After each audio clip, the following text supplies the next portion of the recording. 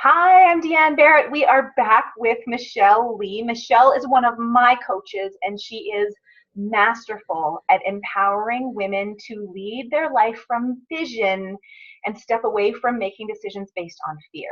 So, Michelle, in our last segment, I was asking you about what this looks like in the lives of women and moms. You and I are both moms, and we have lived this journey, and you shared your story about that in our last segment. Maybe you can share with us another story about a woman you have worked with or someone you know, someone who has been in one of your coaching programs who has transitioned from making decisions out of fear into making decisions with vision. That's awesome. Well, let me tell you, Deanne, it's definitely a daily practice, right? I mean, our mind, our brain is definitely programmed to make decisions out of survival. It simply is. And as women, we've been taught that our survival depends on the love of a man. That's historical. I mean, if we couldn't survive if we weren't married, and that was just the history of it. And so we have that innate fear that if we do something that could lose, that our survival definitely depends on our husband's approval. And so we've learned that we need our a motorcycle just went by my window. That's so weird. um, when we fall into that, and then we have this fear of losing the people who love us, and we have been taught that we have to perform, we have to earn our love. We haven't learned that we are lovable just as we are. And so these survival mechanisms creep in. So I want you to know that it is a work in progress. It is a daily practice to notice, to look back and go, okay, what am I basing this decision on? Am I basing this decision on fear? Is it something I want? And how do I feel about that, right? Like if I wanted a coaching program and it's more than I wanted to spend, and I go, no, I'm not going to have that, I can feel my energy just droop, right? So I know I made that decision out of fear. And so now I'm going to remake that decision. So yes, my daughter is an awesome example. She was raised by me as a sacrificial mom, and she moved out, and before I really stepped into my power, I was stepping into my power when she was a teen, which she totally resisted that. I want you to understand that, just because I knew, or I felt I had to take the leap of faith that as I loved myself, she would be blessed. She would fight that, like, what are you doing? You don't get to do this. You're not there for me anymore. I mean, but now she is a mom herself, right? And she has followed her heart. And as me as her mom, she'd go, Mom, I've got this intuitive hit to do this, and my husband doesn't want me to, but I know this is what I need to do, and it feels totally illogical. And I was just like, go for it, every step of the way, go for it. And in less than a year, she built 2 six-figure businesses because she followed those illogical heart callings, right? So it was very and even her grandmother was like, what are you doing? Because the people who love us the most get scared for us, right? Because here we are making decisions that seem so illogical and irresponsible, right? They look really irresponsible too. But it's what took her. When she took that leap of faith to follow her infinite intelligence, her intuition, towards the vision that she wanted, bam, her vision was like, I mean, it happened fast, and it meant really shifting her life quickly. So she's an awesome example And then clients of my own. I have a client who started working with me and a couple of years ago. And when we started on the phone, I mean, when I asked her vision, she started sobbing. And I said, you know, where is the sadness coming from? She goes, I don't even want to say it out loud because I don't think I'm allowed to have it. Uh, Right? So through that work, she is now a yoga instructor. She has tapped into her purpose of really shifting people's DNA and their body intelligence. And really, I mean, I knew when I started working with her, I'm like, oh my God, you are a powerhouse. What the energy that you've got. And she had no idea. But it took me, her coach, to hold that vision for her as she moved through the fear. Right. And that's with all of my clients, you know, they've got these visions to be in business for themselves, and all of their stuff creeps up. Whatever would stop you, whatever would stop us, you know, fear of how it's affecting our children, fear of what our husband's going to think, or he's mad at us for making this decision, right? We both know a coach who almost lost her marriage because she made a decision to hire a coach, right? And he was angry because she made that huge investment, and today she has retired him, right? So yeah, it's going through that discomfort of maybe not getting the love and approval that makes us feel warm and cozy all the time. But on the other side of that is the love you didn't know you could have. so powerful. And I just, will echo what you said. I have followed your daughter's journey, and it has been incredible and so inspiring to see her transform in her life. And I know that sometimes one of the pieces is that we tell ourselves, well, I'm a mom, and that means I have to put my kids first. And I just love what you shared about when you can invest in yourself as a mother, you are a blessing to your family, and really stepping into that and sharing that you had some difficulty in the teenage years with your daughter when she's even telling you you're not doing it right as a mom, you're investing in yourself, and that's not the way it's supposed to go. And so recognizing all of those places where we'll get that opposite viewpoint, which just helps us recognize that's the opportunity to go back into our hearts and dig deep into that vision and that love and trust for ourselves, that despite the noise around us, this is absolutely the direction we need to go. It's really a requirement, and it's an initiation, Deanne, honestly, because I had to have a lot of faith as my teenage daughter is standing there crying and saying, what, you can't be at that appointment, and what, you have to be there for me, and that guilt, right? I mean, talk about having mom guilt. And I had a ton of it.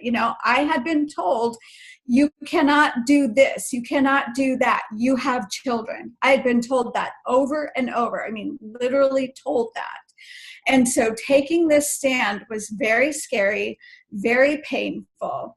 And now she's like super grateful. And now she does that in her momhood. She's just like, wow, I have to do this.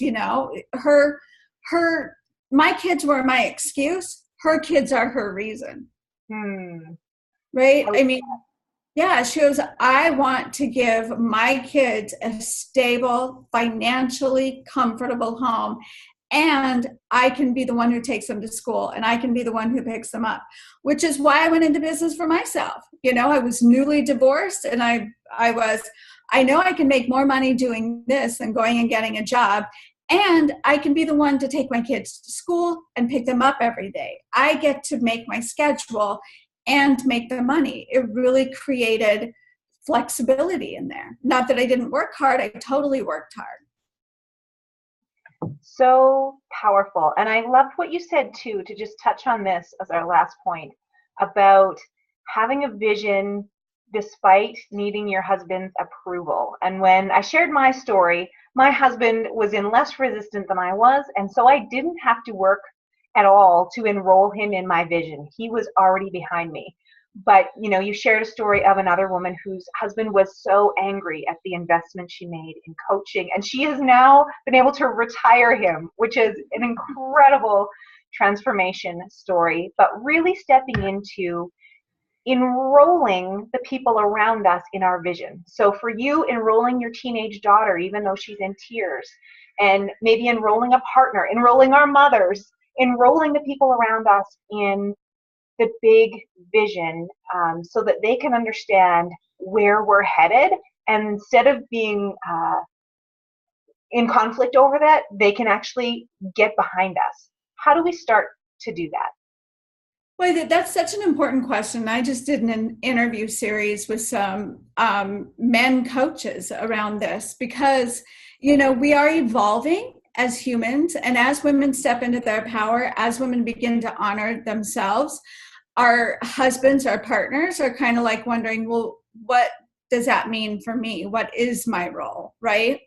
And so honoring that partner of yours and letting him know that you love him and still need him and would love to have his support while you take on this new venture is part of it. It's definitely part of it. So I invite you to really have a conversation. A lot of times we think, oh, my husband wouldn't agree with this. He doesn't know this aspect of me. How many clients I've had that want to do a spiritual business. And they're like, well, my husband doesn't know I have that side. Well, you need to let him in so you can be fully loved, for one, and deepen that relationship with each other. And so really have that conversation and allow yourself to be seen and allow him to express his own fears without you taking on that, like, oh, it's my responsibility to make sure my husband isn't in a fearful space. No, it's not your responsibility, right? And so it's allowing him to have his emotions and allowing you to have your emotions. Don't see it as a sign, oh, if my husband's afraid, if he doubts me, it means I shouldn't do it. No, that's not true either. So I really like the idea of working to enroll your partner. You're not looking for permission. So the enrollment process with your friends and family and your spouse is not required.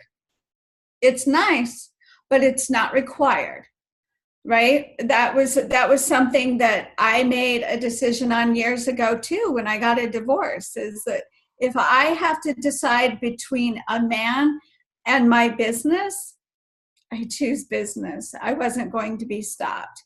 And over the years, I've learned, guess what? I don't have to choose. I don't have to choose. And so that was healing work that I've gotten to do with my coaches around honoring the sacred masculine and giving them a hand up into our evolution. As women, we evolve from the heart out, and our men evolve from the outside in. So it's really our work to kind of take them by the hand and say, this can be amazing. Trust me. How many Disney movies, I used to complain about this, how many Disney movies or other movies where we see the man reach out to the woman, they're in this very scary time, and he goes, do you trust me? And inevitably, the woman takes his hand. I think that's such a bad message. But now it's the women going, okay, it's time to trust me now. I love that image, Michelle. That is so powerful because you just described women leading from the heart, which is so powerful. And I think when we first hear that, leading from the heart, we know that's powerful, but then our mind gets in the way and tells us all the way that love is soft and it's not going to get things done. But you have just described such a powerful way to enroll ourselves and other people, and just that image of reaching out the hand and saying, come on, this is going to be great, is so powerful. And it just automatically took me back to the time when I was first dating the man that became my husband. And it's that because it reminded me of that same energy, that same enthusiasm. Also, it could be the first time you realize you fall in love with an activity like, oh, I just love Zumba, or pottery is my thing. Whatever that moment is, that rush of enthusiasm. And you just described that opening of giving ourselves permission to nurture that within ourselves. And I can feel that energy that is just, people want to be with you.